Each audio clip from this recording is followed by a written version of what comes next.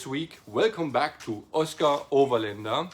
And we are on to the next task, and that is the trims. Now we're looking at the front. You see all the trims are in place all the way around, except the one in the middle over the butt joint. That I will do later. I haven't done any of these because it is a real easy task.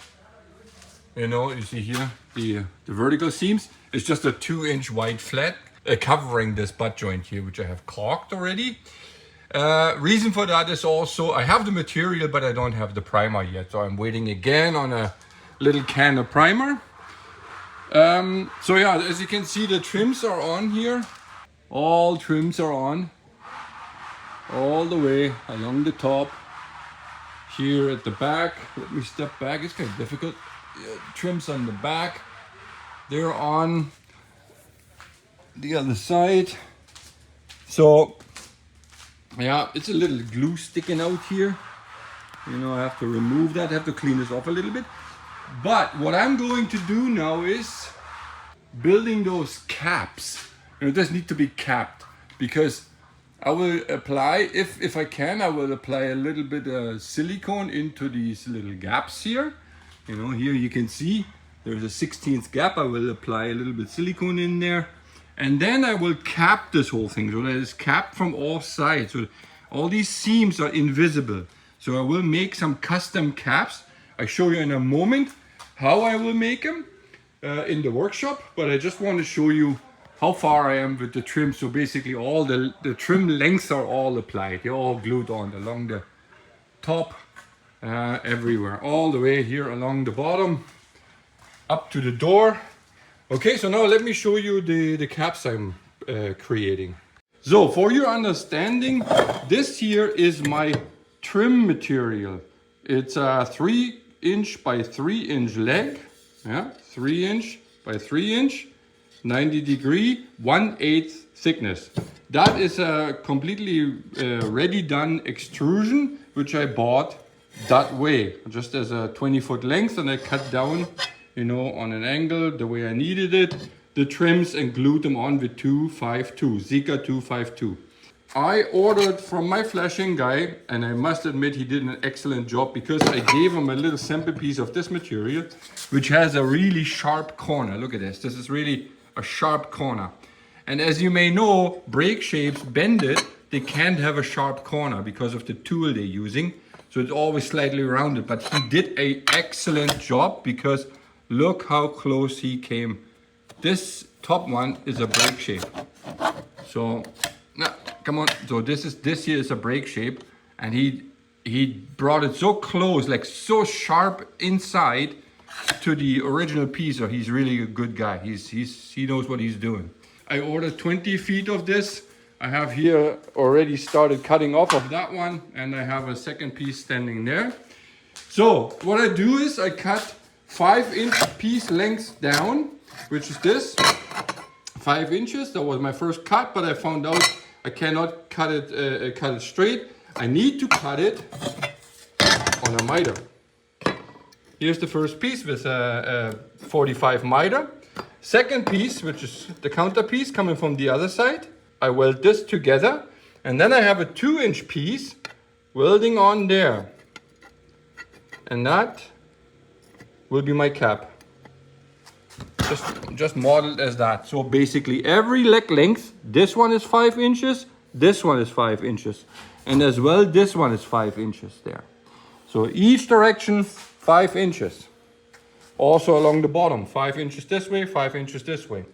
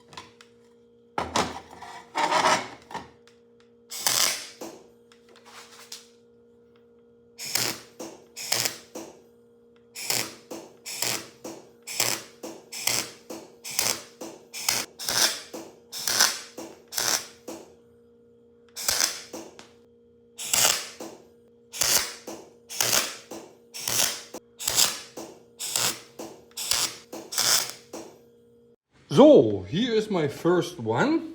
Like, I might have to touch it up with welding if there is a little deeper hole, because I want this appearing as one material on the end. Now I have the first cap basically done.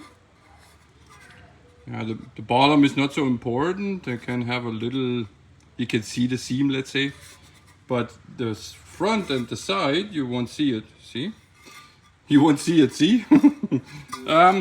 No, this one goes on here and covers all these gaps basically, right? Just so, like that, and nicely. So my flashing guy did really a nice job, because this extrusion 3x3 here, it's 3 inches, right? Exact, 3 inches exact. So if you want something covering it over it, you need something with 3 1/8. But that you cannot buy pre-made, so you need to come up with a custom flashing, and this is what this is. And this is exactly flush on each way. He did a good job. Quite happy about that. You see here? So now this is what it looks like. All the seams are basically covered, and we have an extra layer of safety over all these cutting seams here, right? And I'm back at the Oscar Overlander never-ending process. Sanding the corners, activating, priming. Same with the corners himself. Right there, right there, right there. But, funny enough, I wrote the positions where they belong on the inside with pencil. Clever me, eh? So, another morning, and I have removed the duct tape which was holding the corner pieces in place, and they're looking good.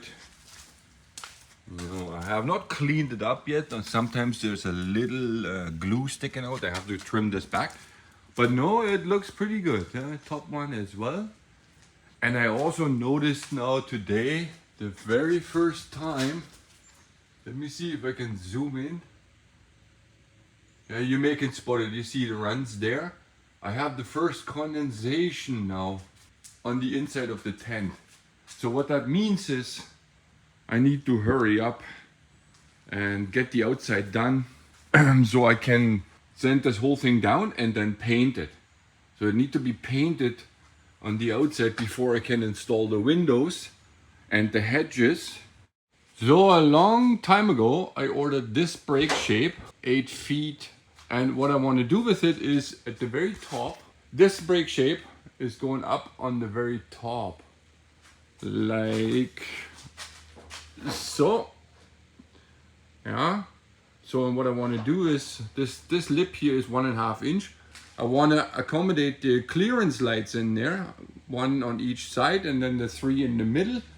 And I also want to make some cutouts, you know, some cutouts here on both sides for the lights. And in the middle, in the center, I want to place the camera there. I held this on and I found out this extrusion 8 feet is a little too short. I need to extend it by 2-3 inches. So that's what I'm doing first. And then I'm going to cut out all the pockets for the lights in the camera. Now I welded some end caps on there. First of all, I extended that one about 2 inches out of the sheet metal. And now I just marked the cutouts for these lights, the original from Mercedes.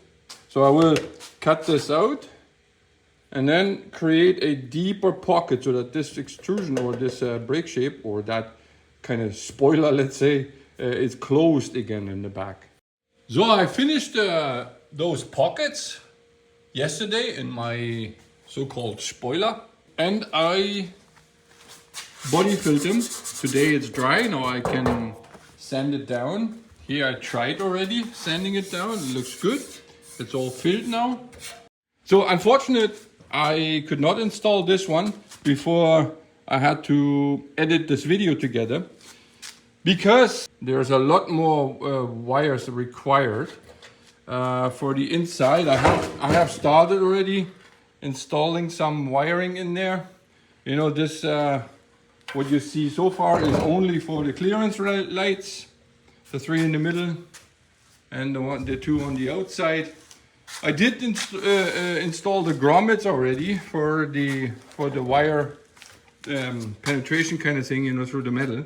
But this is not enough. I need a lot more wires for left turn light, right turn light, brake light, rear light, and the reverse light. My trim board can continue because I get my package, what I was waiting on. Where is it here? Primer, focus. Primer 207, Sika Primer 207. I read in the comments that a lot of people have problems getting the primer. And I totally agree. Yeah, it is complicated in Canada, maybe in the States as well. I haven't followed up in the States. CRL, you just saw it. CRL Lawrence. If you have an account there or set one up, they sell it to you can by can. No problem. And also on the flats, here, there, it is, as usual, sanded, cleaned, activated, primed. Right now it's primed. Same on the back side of the flats themselves. I parked it here. So sanded, cleaned, activated, primed, and then the glue is applied on it. So I moved it a little, half an inch in, so that if I squish on it, it's not squirting out right away. So, and this is what it looks like now. All the trims are installed. So we have the edge trim 3x3. We have the corner cap, which is custom made on all 4 corners. Actually, on all corners and the back side as well. I just finished that today. So we have all the trims in place, and also the middle trim, like the 2-inch, 1/8 thick aluminum flat. I just showed how I glued it on. And now the next step, which I can't make now before I release the video, is all around the circumference on the edges here will be a sealant bead. I don't want to say a silicone bead, because silicone will be the wrong material. Yeah, because it needs to be paintable. I'm going to sand this whole habitat and then spray paint it, right, with the car paint, the same color as my truck is. So therefore, if I use silicone here, which would seal perfectly, but it is not paintable. So basically the paint would pearl off on it. And then I see the silicone bead as an individual seam. And that's what I don't want. Unless I paint before and then I do a black silicone bead, a nice one. I could do that, but then the black silicone bead will be visible. I don't want that. That's why I use a material, it's called Master Seal NP1. And that is a polyurethane sealant. You can read it here. High performance polyurethane sealant. This stuff is paintable, of course, because it is a polyurethane material, and also it is submergible. That means I don't need that on the walls, but on the roof, where you have potentially standing water, there it is good to have a sealant which adheres to the surface, you know, to the substrate, even if it is permanently wet later on after the curing process. So this is it from me this week. This trim work is taking quite some time. You know, I totally underestimated how long it takes me to produce all these custom cabs. I have in total 12 of them. It took me most of the week to make those. You know, not maybe not that welding it together, but grinding it, and then also having a nice surface closed. You know, often you have to touch up and stuff. You know, it took a lot of time to get those done. The trim work is almost done, and I have to do the roof. What I hope to get to it on the weekend, and then I will start with the entrance door. So I didn't get to the door frame this week, but what I have done is I picked up the finished floor now. We decided what floor we're going with, I need the floorboard underneath the door trim. So I have all this now. So I hope I can show the completely ready done entrance next week, Friday. Until then, stay tuned.